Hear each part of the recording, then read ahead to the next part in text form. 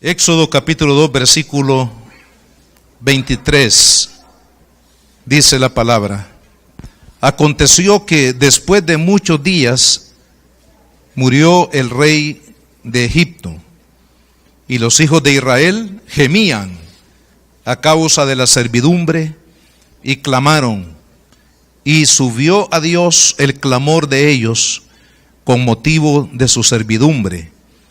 Y oyó Dios el gemido de ellos, y se acordó de su pacto con Abraham, Isaac y Jacob. Y miró Dios a los hijos de Israel, y los reconoció Dios. Amado Señor, esta palabra que tú nos has declarado, Señor, te pido que sea de bendición, de edificación, de exhortación y de consolación para cada uno de los que estamos aquí este día, Padre. Señor amado, pedimos que esta palabra pueda traer esperanza, pueda traer, Señor, consuelo, pueda traer, oh Dios, salvación, pueda traer, Padre, misericordia de lo alto sobre cada corazón que se dispone, Señor, a recibirla. En el nombre de Jesús, te lo pedimos en esta hora, Señor, y te damos las gracias. Amén y amén. Vamos a hablar bajo el tema encontrando la bendición de Dios en el desierto. Estamos aquí, hermanos, frente a un momento en el que Israel, fíjese, el pueblo de Israel está todavía cautivo en Egipto. La cautividad y el desierto, sobre todo, que representa este pasaje de la Escritura, sobre todo más adelante, después del capítulo 12, que habla acerca de la liberación que este pueblo experimentó por la mano de Dios. Nos habla, hermanos, de las dificultades, de las adversidades.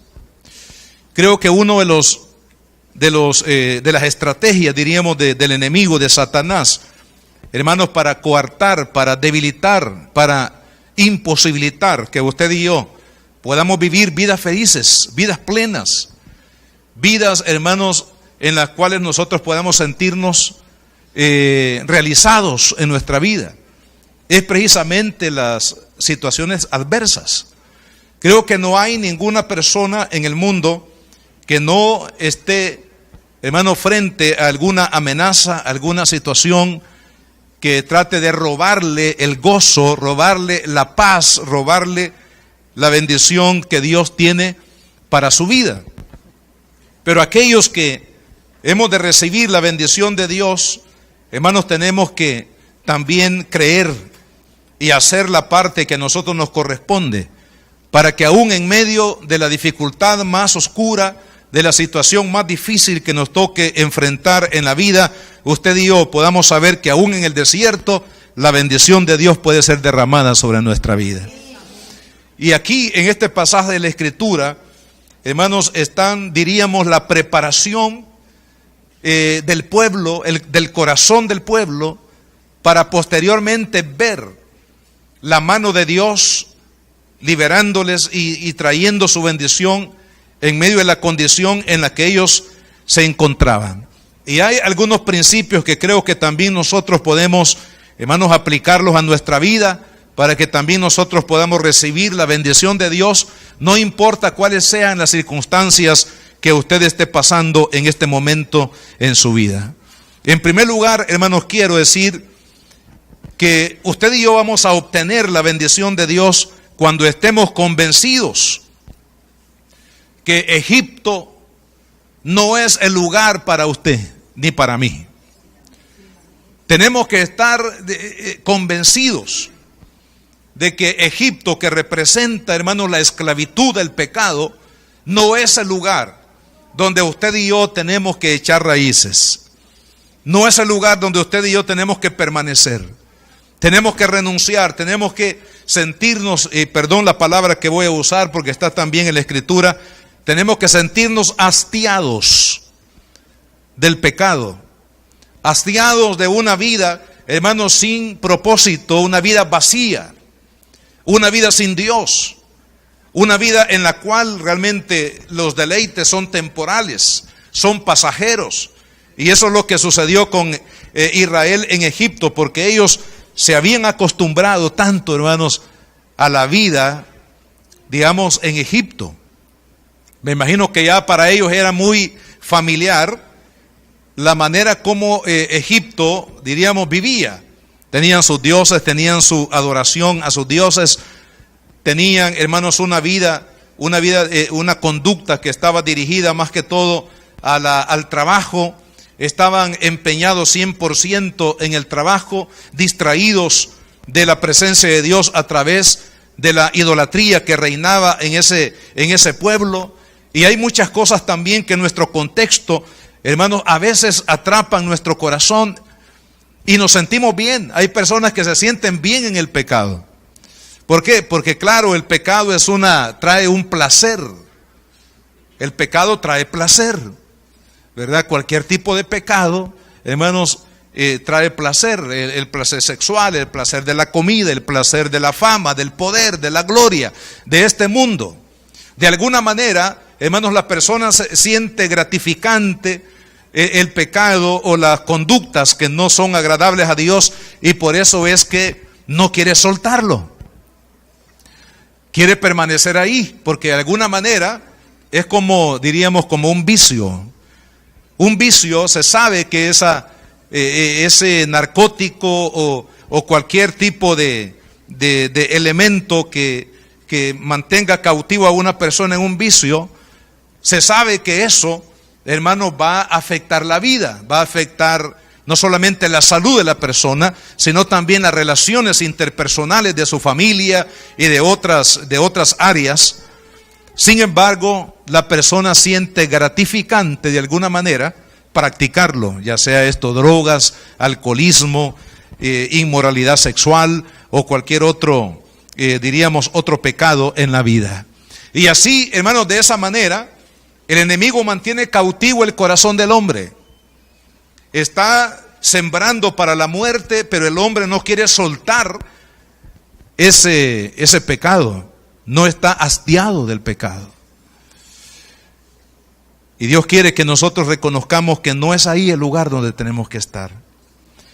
Es como aquella ilustración que cuentan de los monitos allá por Australia, que para poderlos cazar, los cazadores usan una trampa muy ideada. Resulta que a los monos, bueno, al menos de por allá, les gustan los manís. ¿A cuánto les gusta el maní? Bueno, entonces los monitos son atraídos por el maní, pero como son tan ágiles y se van de rama en rama, imposible que se puedan atrapar. Así que los aldeanos se les ocurrió poner dentro de unas vasijas que solamente se puede, es decir, el hueco de la vasija, solamente se puede meter la mano así, la mano abierta. Y dentro de las vasijas ellos pusieron muchos manís, porque sabían que a los monitos les gustaba extraordinariamente el maní. Así que cuando los monitos sabían o olían, no sé, que ahí había maní, entonces bajaban de los árboles, metían la mano y agarraban con el puño los manís. Y resulta que cuando ellos querían sacar la mano, no podían, porque el hueco de la vasija era tan pequeño que solamente se podía meter la mano, pero abierta.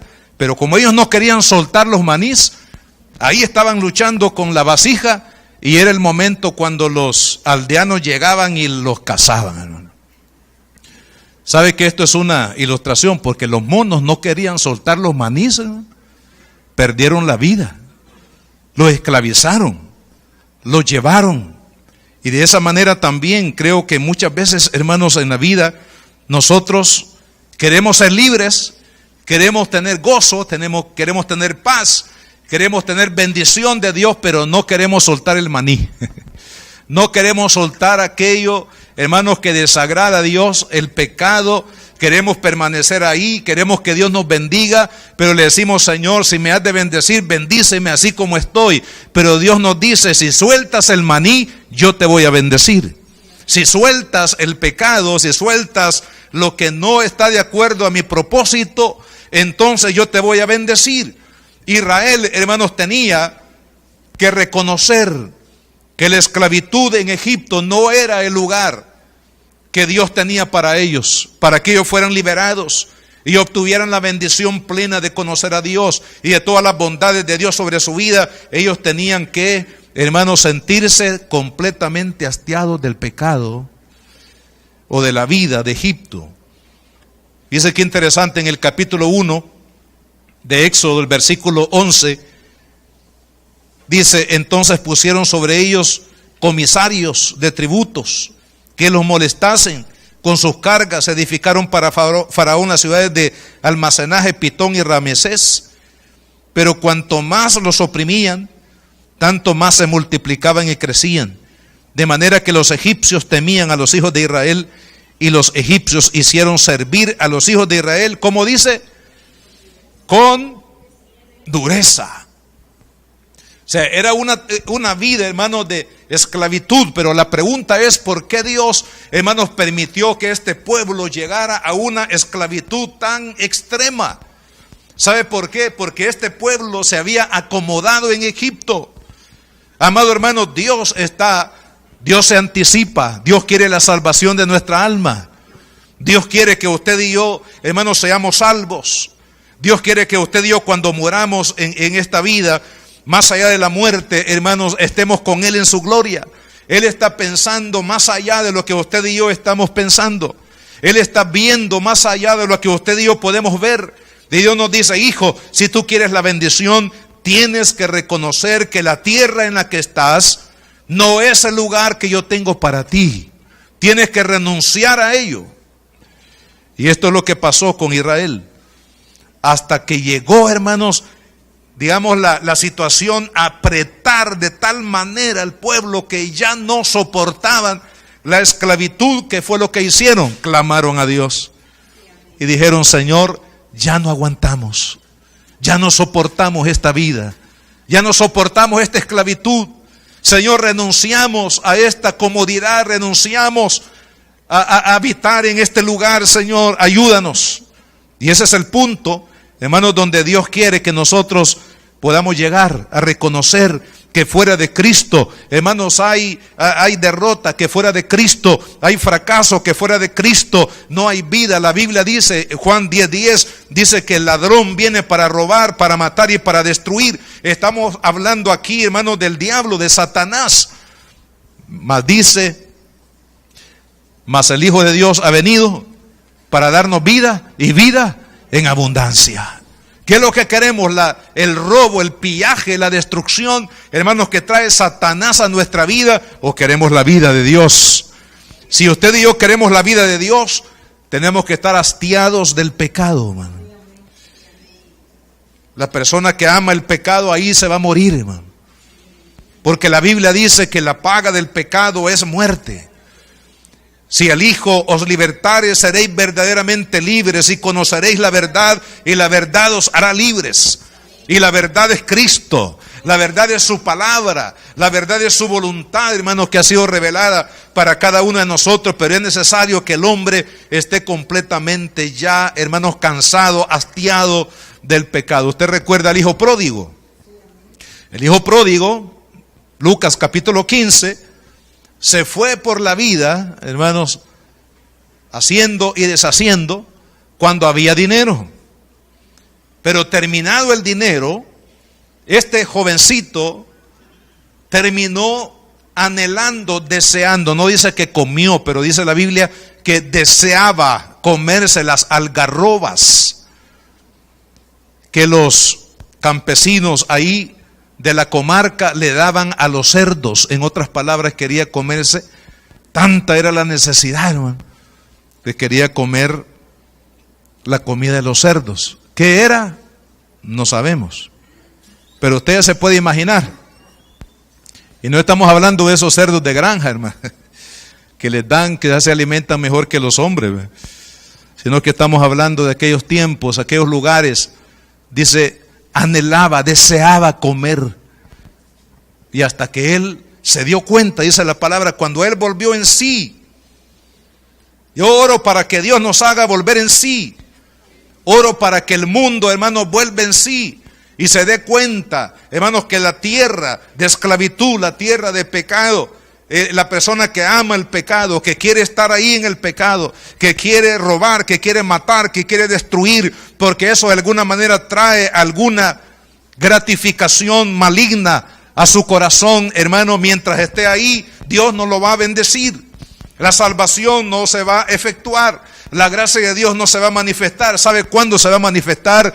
Cuando el hombre diga, estoy hastiado del pecado, ya no quiero vivir esta vida de esclavitud, me siento hasta el cuello en esta situación. Es cuando se está preparando el terreno, hermanos, para que suceda un cambio, para que el hombre pueda pasar de muerte a vida, para que el hombre pueda, hermanos, pueda pasar de la destrucción a la bendición, para que el hombre pueda pasar de la mentira a la verdad, de la tristeza al gozo que Dios produce en el corazón. Así que número uno, hermanos, este pueblo tenía que estar convencido que la tierra de esclavitud no era el lugar para ellos, y tenían que renunciar a esa vida de esclavitud.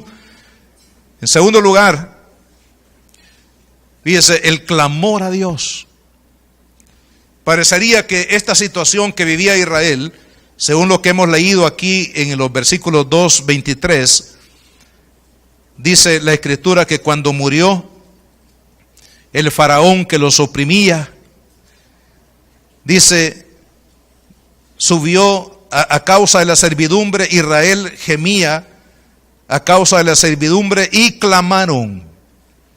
Y subió a Dios el clamor de ellos. Hermanos, cuando se renuncia a vivir una vida que desagrada a Dios, comienza una búsqueda, comienza un acercamiento a Dios. Y es lo que Dios está esperando de cada uno, hermanos, de los hombres, que haya un acercamiento, que el hombre le busque. Dice la palabra, buscar a Jehová mientras puede ser hallado. Llamadle en tanto que está cercano. Deje el impío su pecado y vuélvase a Dios, que será amplio. Vea qué lindo, dice amplio en perdonar. Pero es necesario, hermanos, que haya una búsqueda de Dios, una búsqueda del amor de Dios, de la gracia de Dios en la vida del hombre. Y esto es sumamente valioso, hermanos, cuando una persona busca a Dios. Sabe que lo va, dice la Biblia, que el que lo busca lo va a hallar. Porque lo va a buscar de corazón.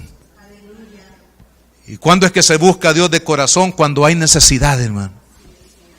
Cuando hay una necesidad en la vida del hombre es cuando se busca de corazón al Señor. Y esto fue lo que le pasó a Israel en medio de esa servidumbre y esclavitud. Ellos comenzaron a clamar. Ellos comenzaron a pedirle a Dios que interviniera. Hermanos amados, nosotros vamos a obtener la bendición de Dios cuando nos humillemos, cuando le pidamos, cuando clamemos a Él y le digamos, Señor, ya no puedo vivir en mi capacidad, necesito tu gracia, necesito tu favor en mi vida. Hermanos, orar y humillarse delante de Dios es importante, porque es una manera como nosotros, los seres humanos, estamos diciéndole al Señor, Señor, ya no más resistencia. Ya no más voy a pelear contigo. Me rindo. Sabe que cuando una persona se rinde, cuando una persona, hermanos, se entrega, es cuando va a recibir la bendición de Dios en su vida. Mientras se esté batallando y peleando en la fuerza humana, hermanos, no habrá una manifestación del poder de Dios. Pero cuando una persona se rinde, por eso me encanta este coro, yo me rindo a Él. Yo me rindo a Él, todo a Cristo. Yo me entrego, quiero serle fiel. Porque se llega a un punto, hermanos, en que ya no podemos depender de nuestra capacidad y de nuestra fuerza. Se necesita depender de Dios. Quiero contarles el caso de un hermano, que me voy a reservar el nombre de él por este momento. Pero él me decía hace unos días atrás, llegó ahí a mi oficina para pedir una oración. Pero salí yo más edificado que él, hermano, por el testimonio que él me contó. Me dijo, hermano, él era un CEO, que le llaman, o sea, era un gerente destacado de una empresa multinacional. Me dice, hermano, yo tenía un salario, tenía prestaciones y tenía esto y tenía lo otro, una cosa extraordinaria, hermano. Pero resultó que la empresa le cortó el trabajo. Entonces, él se quedó sin empleo. Y me dice, hermano, qué difícil es para una persona, un CEO, en este caso, un gerente, después de obtener un estilo de vida y vivir, ¿verdad?, en las alturas económicas, de momento quedarse sin todas esas prestaciones y toda esa ayuda económica y la vida que uno fabrica en la medida que se gana, en la medida de los salarios, así también uno como que va forjando una vida, un nivel de vida. Pero Dios lo bajó, hermanos, de la noche a la mañana de ese nivel. Y me dijo, qué difícil es, hermano, soportar la humillación de estar en una estatura y luego uno se siente como allá en el fondo del pozo, hermano. Pero vea lo que Dios hizo. Yo creo que Dios estaba trabajando conmigo porque yo vivía para trabajar. Estaba dedicado al trabajo y me gustaba. Y me sentía bien. Y el respaldo económico y todas las prestaciones que venían a mi vida, eso como que me daba un cierto aire de grandeza, de seguridad. Amado hermano, nadie puede estar seguro sino en las manos de Dios. El dinero, hermanos, o aquellas cosas que uno puede obtener materialmente no le pueden proveer a usted la seguridad que usted necesita. La seguridad solamente viene de Dios. Dice la palabra del Señor que el dinero no lo es el todo del hombre. Entonces me decía él, Dios hizo una gran obra en mí, me hizo aborrecer mi vida materialista. Me hizo aborrecer mi vida de dependencia de mí mismo, de mis capacidades, de lo que yo creía que era capaz de hacer, para llevarme, escuche lo que él me dijo, para llevarme a depender 100% de él. No tenía dinero, no tenía prestaciones, no tenía trabajo, prácticamente estaba en el pozo de la desesperación, de la humillación. Pero hermanos, así fue como Dios limpió su alma. Mire, para limpiar el alma de una persona es como cuando usted, amas de casa, las hermanas o los varones también que hacen limpieza en la casa, lleva el trapo sucio, la ropa sucia, y comienza nosotros en buen salvadoreño decimos restregar. Comenzamos a frotar con el jabón, con el detergente, con la lejía, hermano, hasta que aquella mancha desaparece. Y algunas manchas que son más difíciles, hermanos, de sacar, hay que meterlas ahí, así como hacía mi abuelita. Yo veía unos guacales en el patio de la casa. Yo le decía, abuelita, ¿y por qué eso tiene ya como 2 o 3 días de estar ahí? Es que le estoy sacando las manchas, me decía la abuela. Ahí en ese guacal ella tenía ahí la ropa por varios días hasta que las manchas cedían. Y sabe que así en nuestro corazón, hermanos, para que nosotros dejemos de depender de nosotros mismos, para que dejemos de depender de nuestra fuerza, de nuestra capacidad. Algunos, entre comillas, le llaman la buena suerte, ¿verdad? Cuando Dios está tratando esas áreas de nuestra vida para llevarnos a depender 100% de Él, hermano. Y sabe que cuando para seguir contándole y terminar la historia, me dice el hermano, cuando yo, hermano, estaba en el fondo de la humillación, yo le dije, Señor, yo he entendido lo que tú quieres para mí. He entendido que tú quieres que yo dependa de ti 100%, Señor. Y yo estoy dispuesto, Señor, a depender de ti 100% a partir de hoy en mi vida. Ese fue el clamor que él salió del corazón de este siervo. Y sabe, hermanos, que cuando él declaró eso a Dios, le salió una oportunidad de trabajo, pero ya no dependiendo de una empresa, sino un trabajo que Dios le dijo, ahora tú te vas a convertir, yo te voy a convertir, le dijo Dios, en un empresario. Y tú vas a vivir para los intereses de mi reino. Todo lo que tú hagas, lo tienes que dedicar a Dios y al reino. Todo lo que yo te dé a través de esta empresa, de este trabajo, tú lo vas a enfocar, lo vas a dedicar para mi gloria, para que mi reino sea extendido sobre la tierra. Y sabe que cuando él le dijo, sí, Señor, lo voy a hacer, porque ya había aprendido la lección de aprender a depender totalmente de Dios. Sabe que cuando él dio el primer paso para llevar a cabo este proyecto, hermanos, dice él que literalmente él sentía que Dios estaba con él, que Dios ponía las palabras en su boca, que Dios le abría las puertas necesarias para que él pudiese, hermanos, comenzar esta empresa que ya pues él comenzó. Hace unos días atrás, después de varios meses de haber hablado con él, me dijo, hermano, estoy sorprendido de cómo Dios está abriendo las puertas, cómo Dios está llevando esta empresa de manera apresurada a lo que Él quiere que haga. Y es que, hermanos, cuando nosotros dejamos de depender de nosotros mismos, la Biblia dice que no es con ejército, no es con fuerza, sino con el Espíritu de Dios, como usted y yo vamos a ganar nuestras batallas.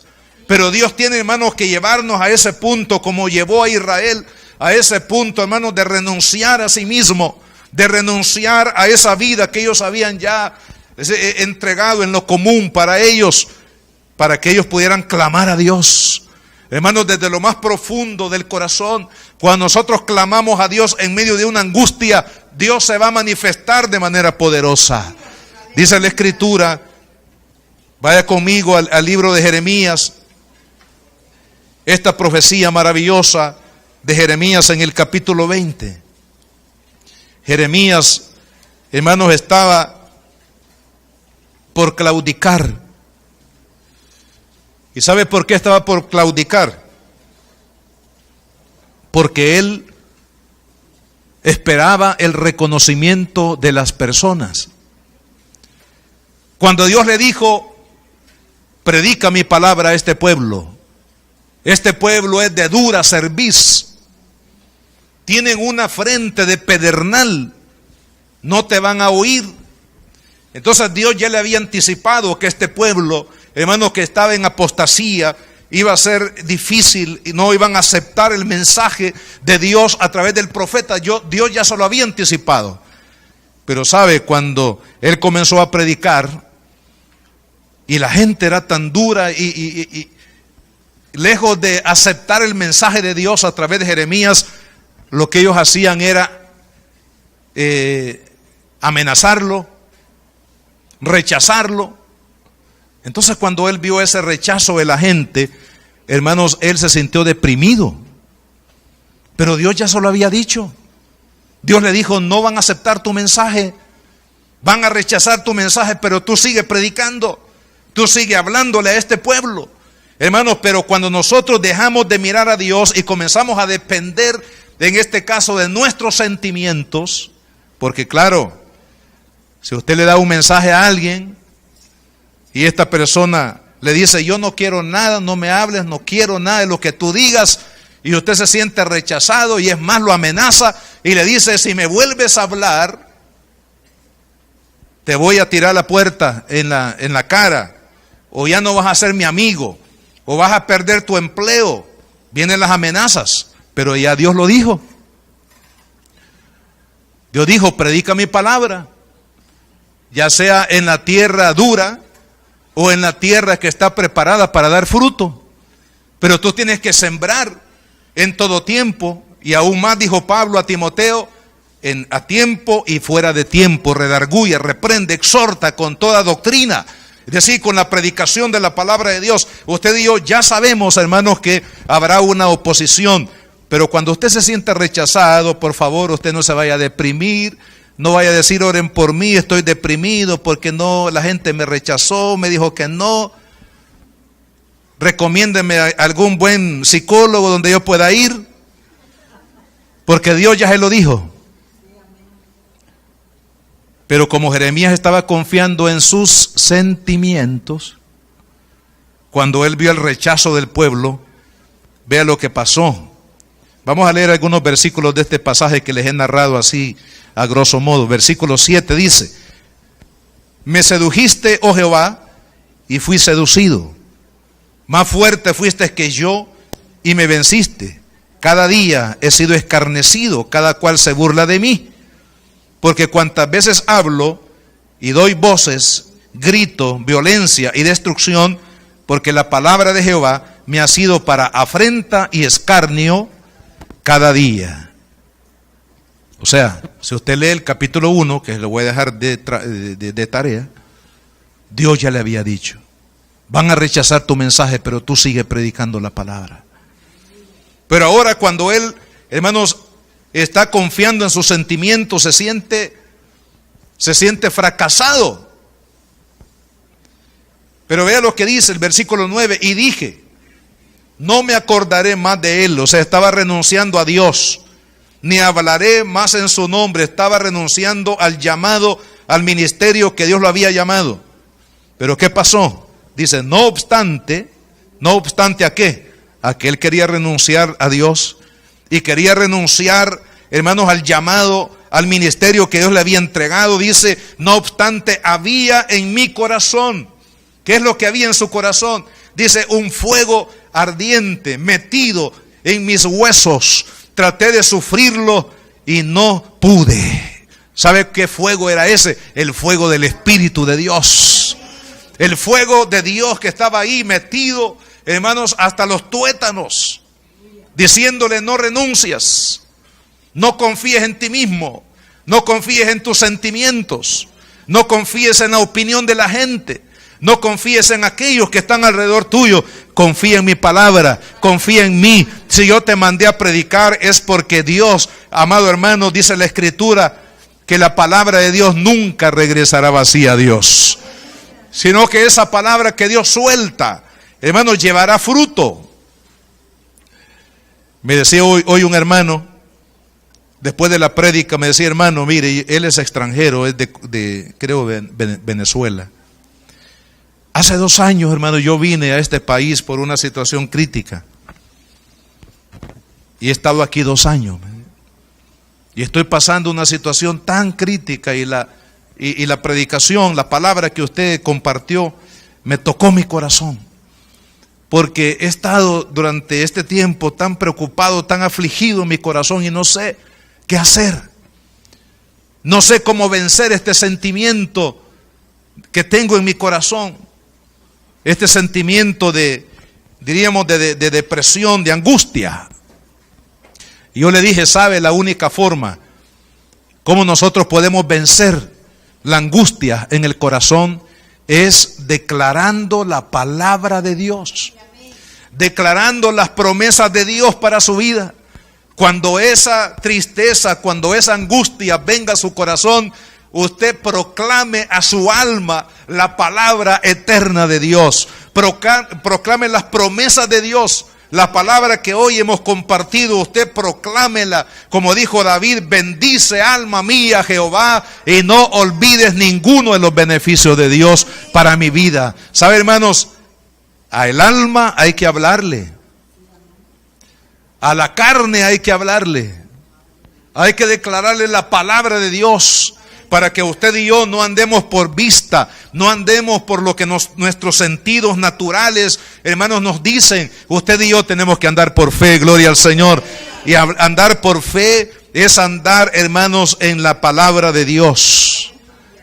Entonces, cuando llegamos a ese punto, hermano, dice aquí, me sedujiste. Señor, en otras palabras, me venciste. Qué lindo cuando aquí Jeremías está contando su historia. Cuando él comenzó su ministerio. ¿Cómo comenzó su ministerio? Seducido por Dios, vencido por Dios, convencido por Dios.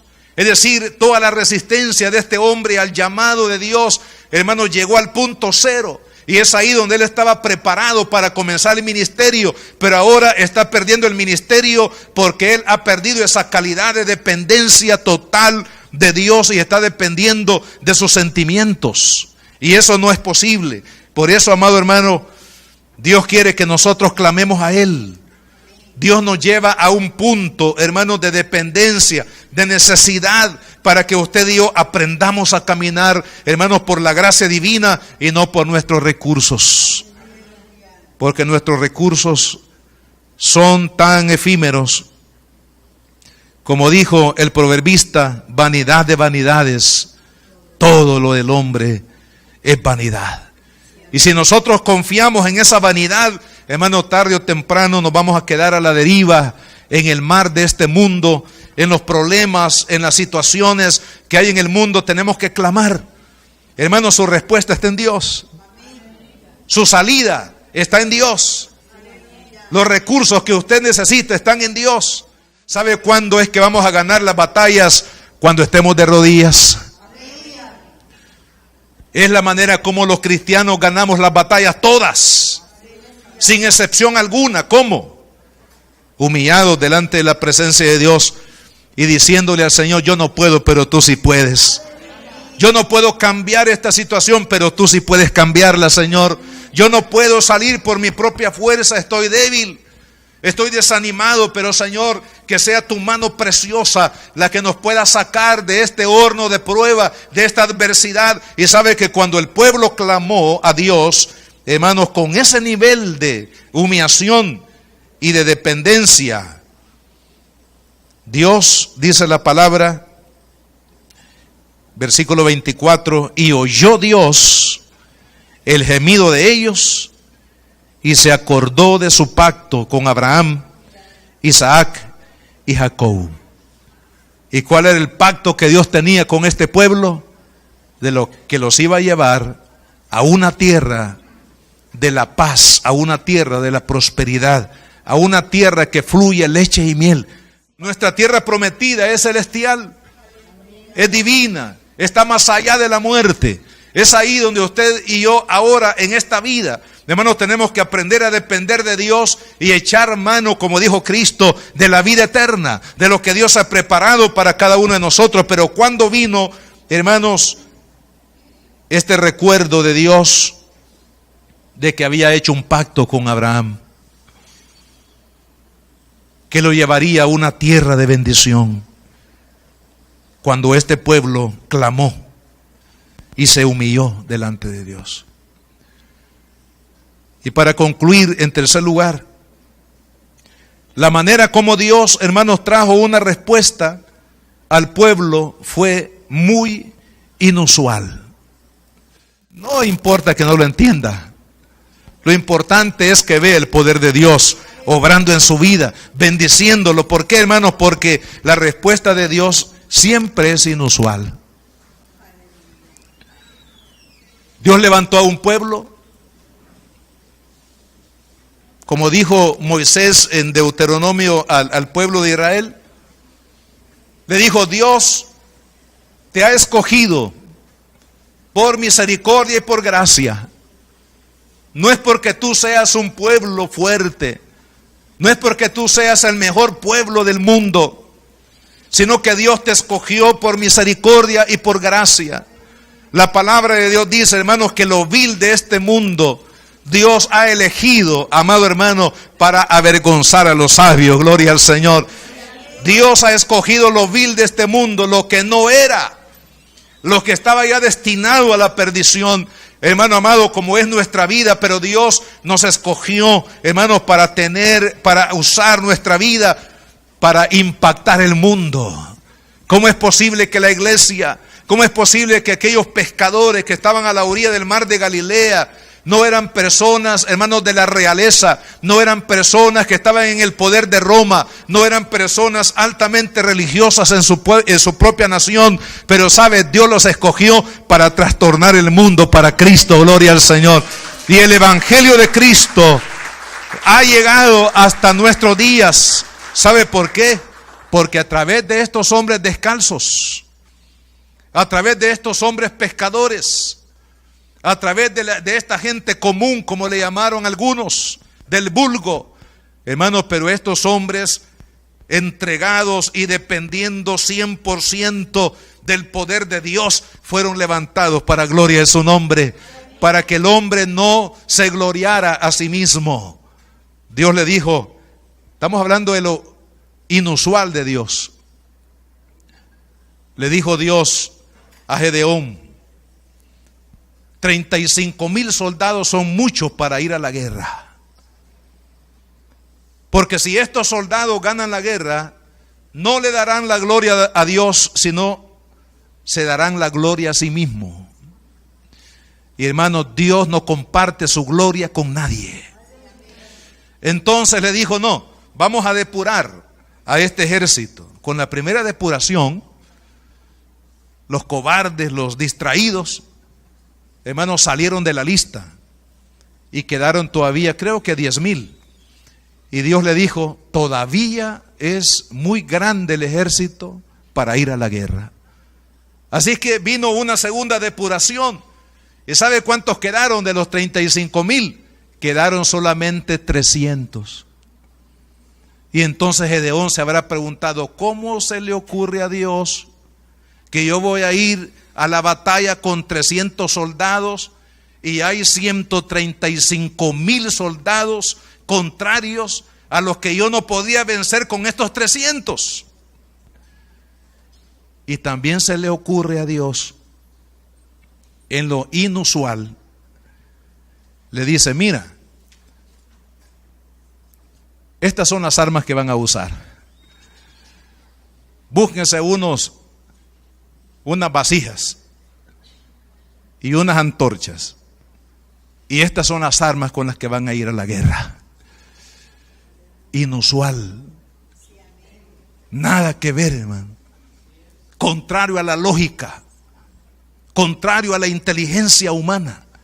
¿Cómo vamos a ir a la guerra contra 135,000 soldados, con 300 soldados, y no llevar las armas convencionales para enfrentar a este ejército, sino llevar unas vasijas y una antorcha?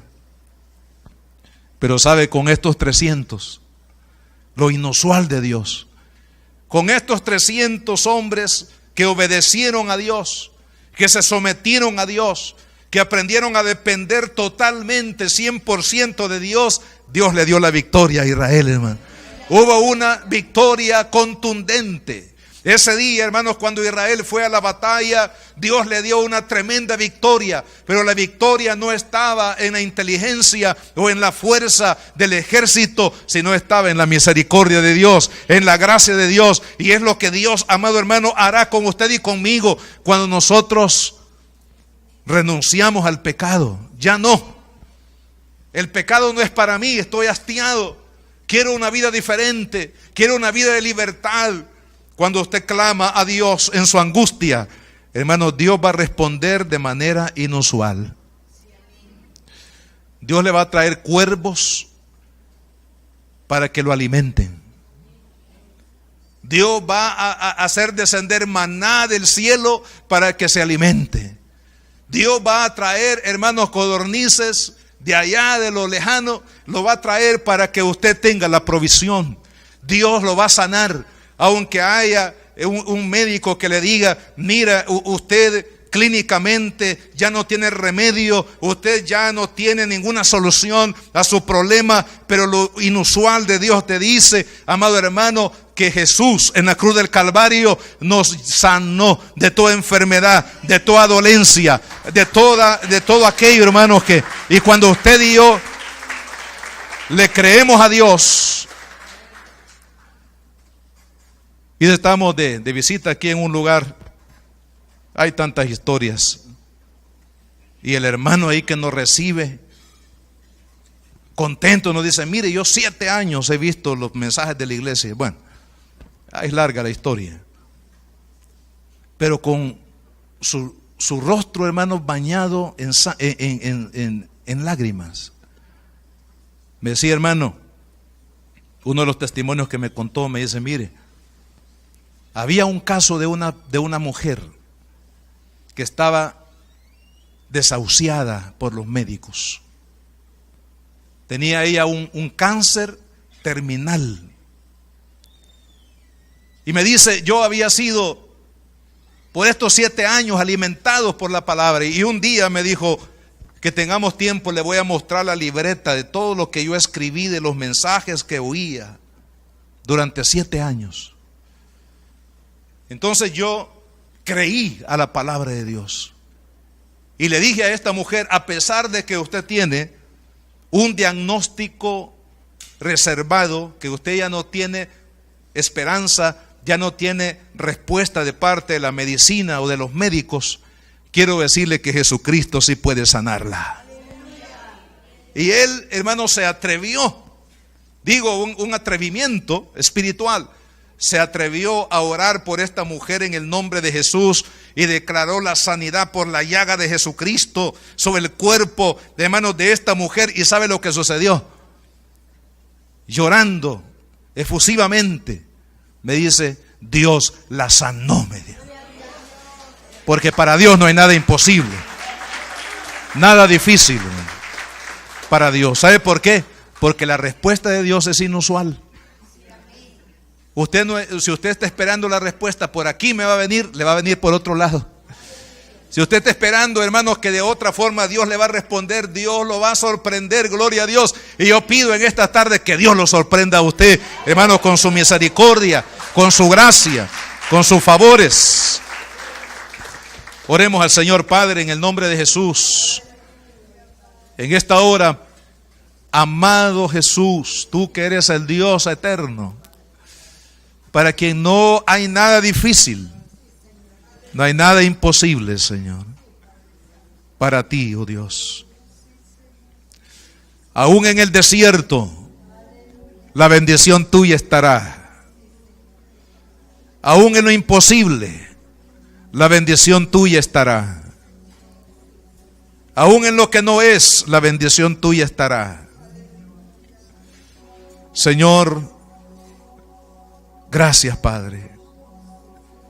Gracias porque tú quieres que renunciemos a esa vida de esclavitud en la que hemos estado, en la que creemos que tú nos vas a bendecir, pero tú nos bendecirás ahí.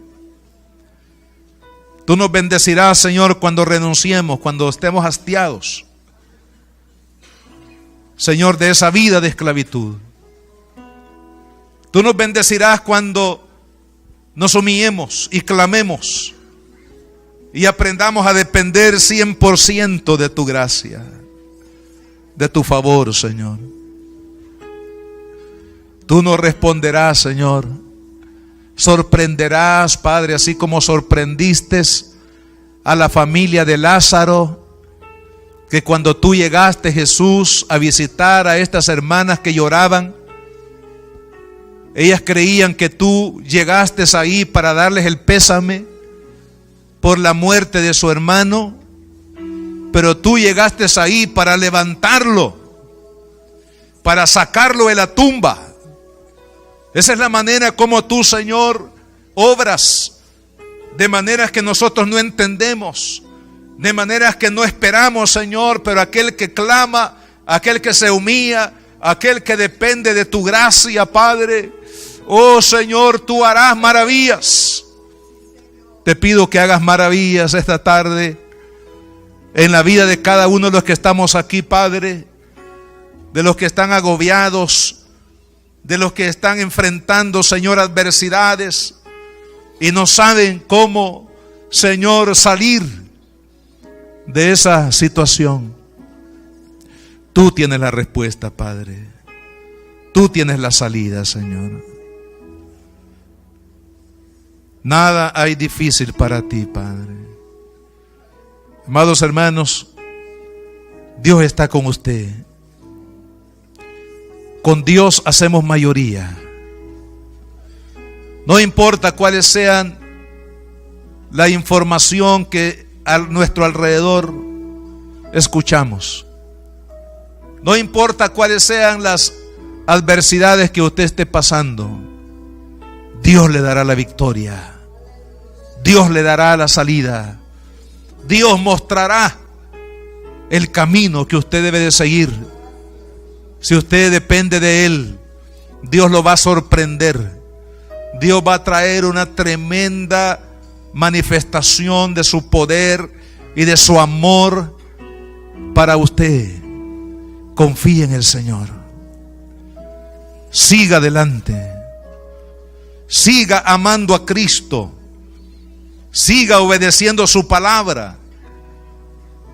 Siga el camino del Señor. Dios le dará la victoria. Porque nada es difícil para el Señor. Él sana todas nuestras dolencias. Él rescata del hoyo nuestra vida. Él es el que perdona todas nuestras iniquidades. Él es el que sacia de bien nuestra boca. Él es el que nos da nuevas fuerzas para que nos levantemos y nos remontemos a las alturas de las promesas de Dios, porque nos ama. Porque nos ama y porque Él dejó su trono de gloria para venir a este mundo para salvar lo que se había perdido. Confíe en Cristo. Él no le va a defraudar. Los hombres le van a defraudar. Las instituciones le van a defraudar. Pero Cristo no lo va a defraudar. Porque Él es fiel. Él es fiel, Él es fiel. No es hombre para mentir, ni hijo de hombre para arrepentirse. Señor, gracias te damos en esta tarde, Padre.